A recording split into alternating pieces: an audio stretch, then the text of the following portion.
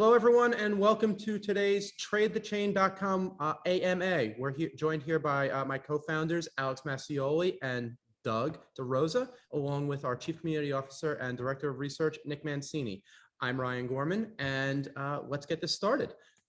Today for the AMA, we're going to be starting off with Alex and Nick going over our spotlight, coins, and sentiment versus CryptoWatch charts.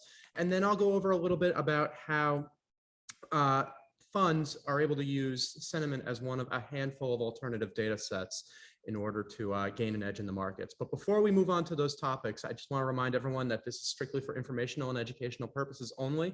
Nothing said here should be taken as investment advice because it's not meant to be. Without further ado, take it away, Nick. Thank you very much. So what we are looking at, I should be right now. We're good, everybody? Yep, perfect. So what we're looking at right now is our spotlight page. And if you're a member of this, is pretty much the first thing you're hit with as soon as you sign on. And it's typically my first view of the markets whenever I wake up like a robot at 5, 6 in the morning now that I finally hit that age. So total market cap is under 1 trillion. Alex and I talk about this quite often. It's the $1 trillion number is really kind of that it's a new meme number, just like 20K BTC was however long ago. So that number I would assume will probably rotate around a little bit until a potential rotation down. Tracking average daily sentiment across the board. Really good kind of benchmark gauge to see where things are at. Things are very much neutral. If you actually look at the chart as well, we've been hovering around the same price nearly every single day for the past few days. And then obviously being able to check, immediate sentiment across Bitcoin and Ethereum in addition to price action and changes over 24 hours. Having this, this is pretty much my literal first view every single day. So moving on, hottest on Twitter. So these are the coins that are getting the most tweets, and the most tweets doesn't automatically mean the most bullish in terms of sentiment. So most tweets typically just means volatility, a lot of interest, things are happening on the chart, but obviously understanding where sentiment lies is very beneficial. So you can actually click these coins and bring up a coin page right there that'll take you directly to that sentiment. So if you're seeing plus 800% tweets, well, price action is down 1.5%, but it could become a lot more topsy-turvy as things go. So Alex will talk about more of the coins pages and how to chart them as well in a later segment on the AMA. But this is a great gauge to check just where extremely volatile coins are. And if something's moved 11% in a day, typically it'll either continue that or it'll move back and potentially a volatile fashion in reverse. So if something's moved 12%, potentially next day could be 5, 6, 7% opposite move. So great opportunities here for volatile assets. Top and bottom price gainers are very easy to understand. Typically the most bullish assets on the board are the top price gainers, but of course nothing is ever 100%. So seeing coins that we mentioned earlier today, like MXC is up on the day. From when I first saw it, have bullish sentiments earlier in the day. Fascinating to see that these things are continuing to rise, even when Bitcoin and Ethereum have come off the highs of the morning. So, I mean, clearly this is pretty much the best visual to say that bullish sentiment typically it ends up with bullish price action. As you can see here, everything above 60 is kicking absolute butt today in the markets. And if you're just spot trading that could make your month, potentially your year if you're using leverage. So bottom price gainers, sometimes it's not perfect, but anything 50 or under, definitely attractive. TRB has been a big one on the boards. I've seen this one a lot and some of the communities that I hang out in, as well as on Twitter. And then of course, Luna as well has had a lot of volatility in that fashion. And the beauty, actually, I love that this just happened. We had a live update, and that's the beauty about the Spotlight dashboard. I don't have to refresh this. I can just leave this up and I can casually come back and check to see what assets are changing. So, I mean, we literally just had a change in terms of who's losing the most and their sentiment as well. And then another, very helpful tool on here is, most bullish coins and most bearish coins.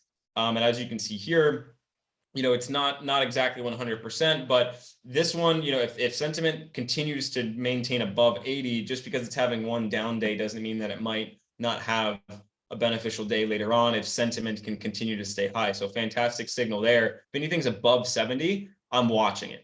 And I'm watching it for either continuation or a stop where you would expect resistance to be. And we'll obviously dig into forming ranges and resistance lines and support lines. We actually did create a TikTok about that as well. It's on our YouTube. If you want to go watch it, about creating ranges, and ranges are support on the bottom and resistance on the top. So the better you are at finding those ranges and picking support, picking resistance, you can track those reversals. And the beauty about bullish sentiment is if it is bullish, but price action is kind of stagnating, well, eventually it's not going to be the most bullish coin on the board in terms of sentiment. So even if you don't want to trade it and it's come off and it's too high in terms of sentiment, you can write that as a note and say, this has had extreme price action. It's likely to have it in the other direction. I'm going to make a note for when it hits 60 or hits 50 sentiment, and then I might start diving in on a reverse type of trade. So this is the way that you can trade these assets in both directions based on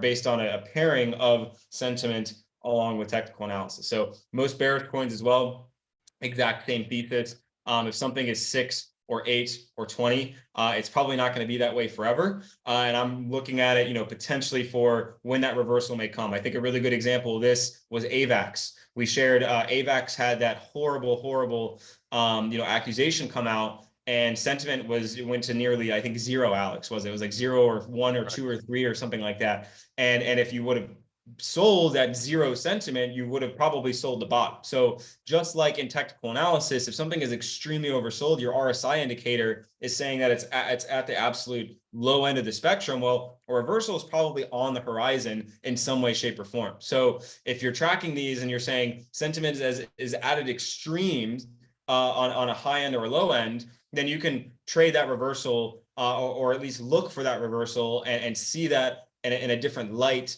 than someone else in the chart. They're just looking at price, but that price is either extended in a direction, and that sentiment is also extended in that similar direction. So that's a 2 for 2 on indicators that price might reverse. So just literally spending 5 to 10 minutes a day on this spotlight dashboard, you can spot a lot of opportunities, not just understanding just where the benchmark is for the day, but also where money is being moved, and where trade setups might be. And if you walk in to the trading floor and you have 10 coins set up to track for the trading day and you get to take your pick, that's people pay. How much do our research analysts paid on the trading floor, Alex and Ryan, for 8 to 10 coins to track for either the day or the week or assets, I should say. That's multiple people's job. That's a 6-figure job easily. There's teams that work on giving you ideas to trade, and no research analyst in their right mind is giving the trader all of their setups and their stops and their ranges and everything like that. They're just saying, hey, this looks interesting because XYZ. And then what Ryan will talk about later is that XYZ is typically alternative data turned into analysis. And this is in real form, alternative data, a data lake of sentiment turned into analysis. I'm not saying that I'm going to go out and trade KCS and TRB and VTC right now today, but they're certainly sitting on my charts and I have price levels and targets lined up for them. So that's just a really good way to think about it when you're attacking the day. No one's ever going to hand anything to you, but I will tell you that you're saving a lot of time and money by staring at this for 5 minutes a day, because everyone on this call has done that at one point in their life, and clawed their hair out doing it as well. So absolutely. What little hair Alex and I have left, for sure. Alex, can you show us the coins page and then the sentiment page? And when you're looking at the sentiment charting, I think looking at Vertcoin and showing how sentiment predicted where it was going to go ahead of time, I think might be compelling to the people watching. Yeah, absolutely. One of the things I do want to note real quickly, a couple points is, one, I see one of our longtime members in attendance, Daryl Lister. Thank you for showing up. Very much appreciated as always. And if you're like Daryl, you come over and find both Nick and myself and Doug, the everyday guy, on YouTube as well. And as Nick pointed out earlier, he is our newest TikTok star. So watch out, Kardashian sisters. Nick Mancini is on the prowl. He's doing his vids now. But there's a lot of good nuggets over there as well. We also have the Q&A section, which is located at the bottom of your Zoom console. So please, anybody have any questions, feel free to drop them in there, and one of us on the team will answer them in real time. So at the job at hand, here it is. So we have the Trade the Chain coin screener page. This is located on the second tab over here on the top navigation. And basically right now it's listing the assets in AUM or in their total market cap from largest to smallest, and you can toggle this to go in reverse as well. Real quickly, I'm going to run through a couple of the data sets in here, and then I'm going to give you an example of how I trade off of the data sets here using sentiment as well. So obviously we have the ticker on the left, we have the price, the current price right here in the second column, and we have the 1 hour chart. And the 1 hour chart is really cool. I mean, it seems like a very simplistic visual, but when you match it with all the data, it's very easy for your eye to go up and down and get a sense of where the momentum is going with the price action of each coin. Here we have the market cap, we have various changes. The sentiment from hourly, daily to long term. We have a 1 hour projected range, and I'm going to get into that as well. It's going to be part of my trading strategy and explain what these three numbers are. The average tweet volume, the RTV, the relative tweet volume, and the relative trading volume. So that's the basics. Now, this is how I have it set up. You actually can customize this to any configuration you want. These are the data sets that I find the most useful in the marketplace. But if you click on customize columns right above, right below the navigation tab, these are the way you can set up your screen. And to reset it to default, you just click here and it'll go back to the way we delivered the product to you when you first signed up.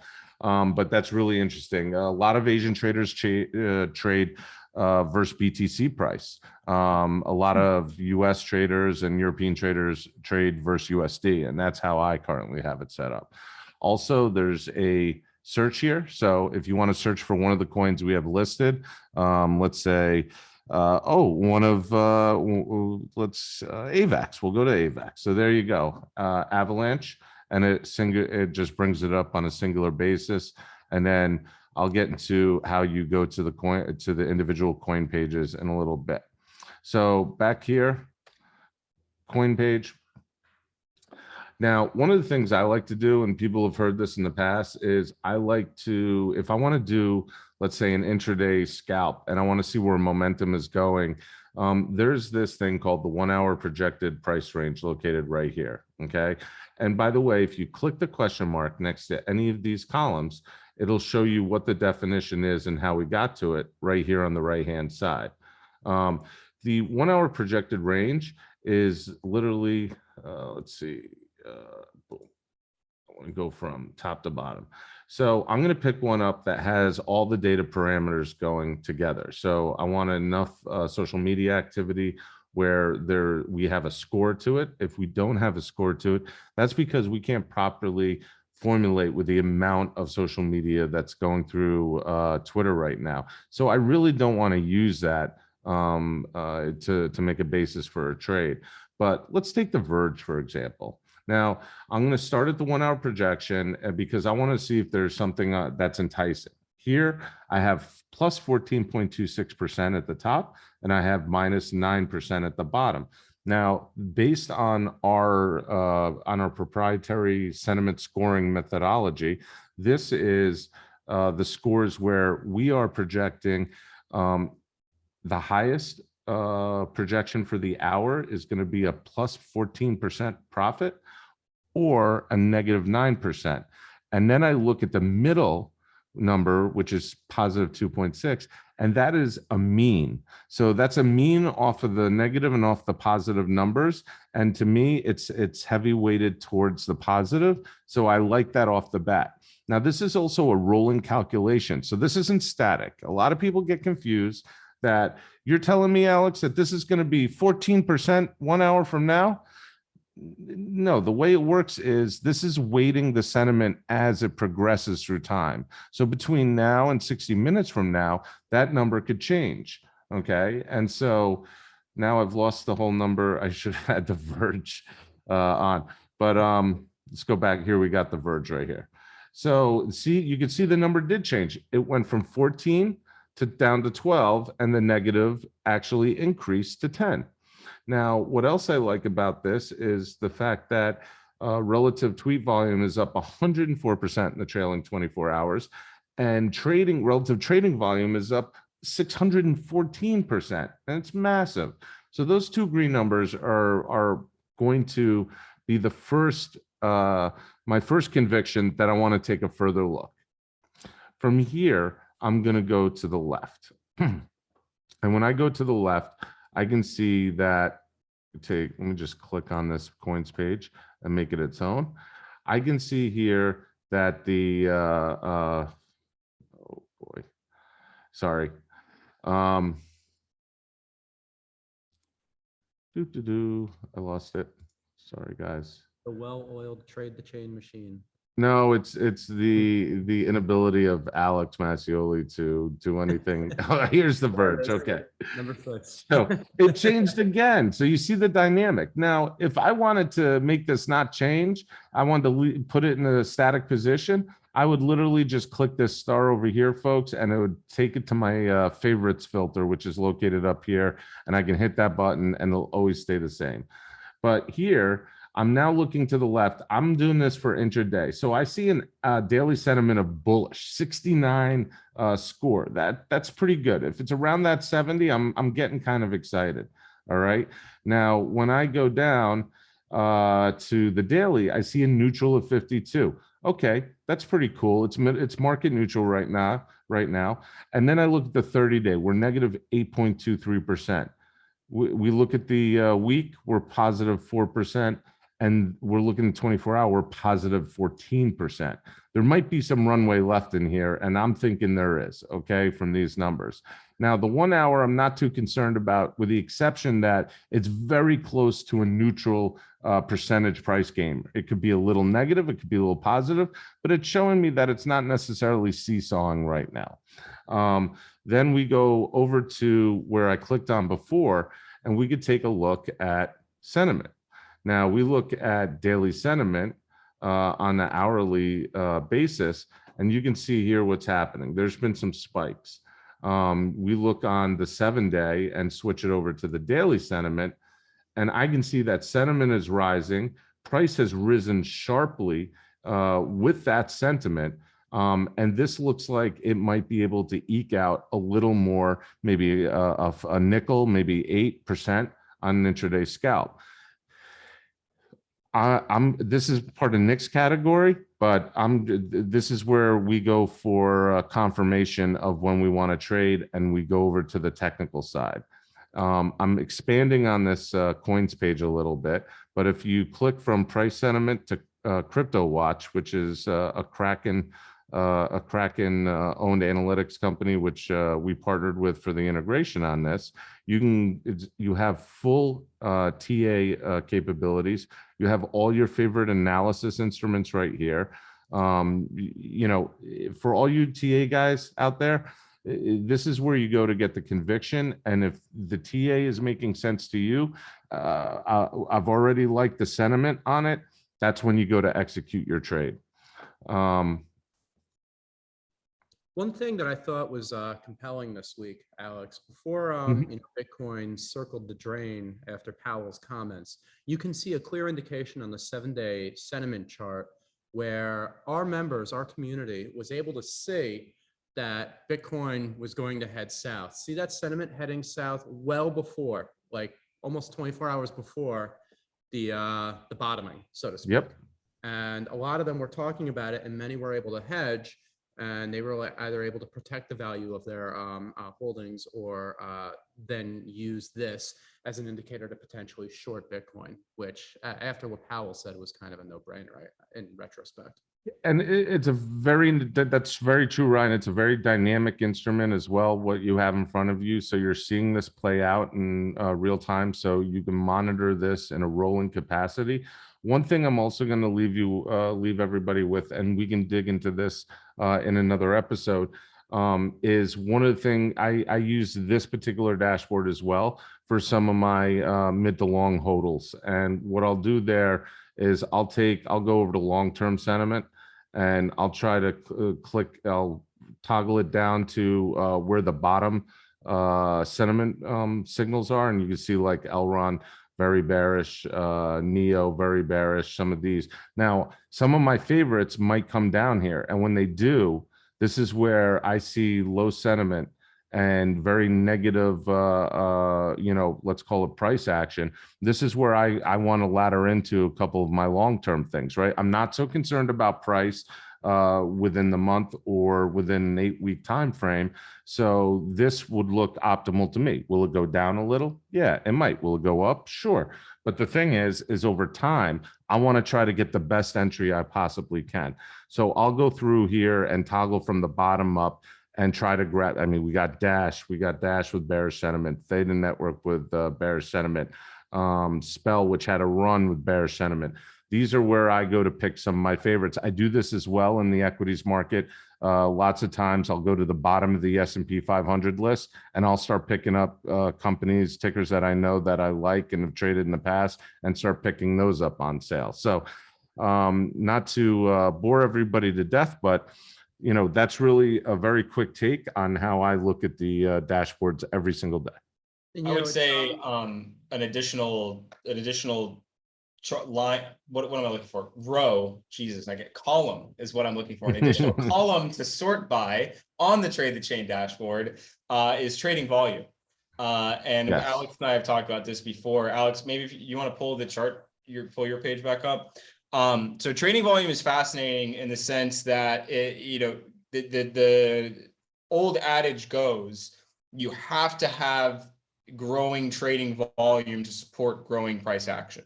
So if trading volume is starting to poke above, a normal rate, i.e. it's positive in terms of percentage change, that means that there's more action going on. There's more traders, there's more volume, there's more activity going on, more overturn of trades.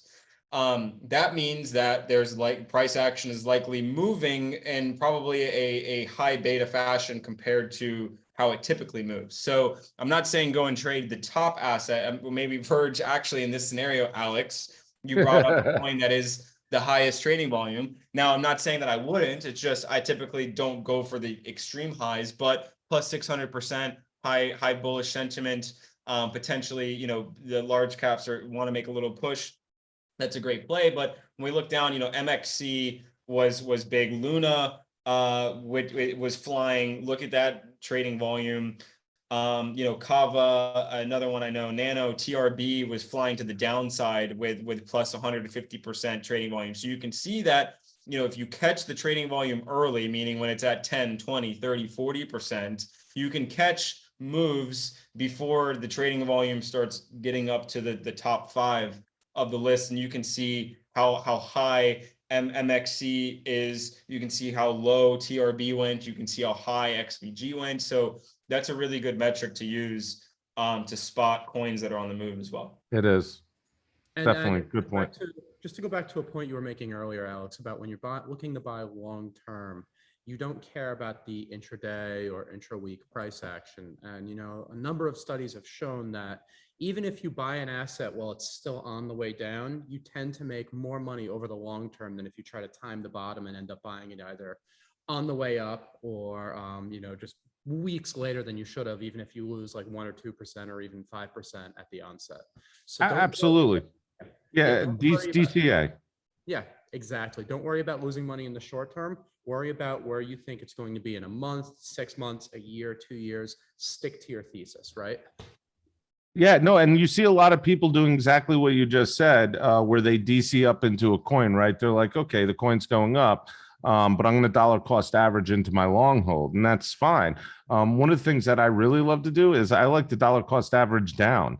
So, particularly with Bitcoin, Bitcoin, I've been dollar cost averaging down as we've sank in this market because, as everybody on this panel knows, 3 years from now, I'll look back at it and say that was the smartest move I ever could make. Just like owning Bitcoin now, buying it 2-3 years ago and doing the same strategy, I'm still way better off than I was the previous cycle, so forth and so on.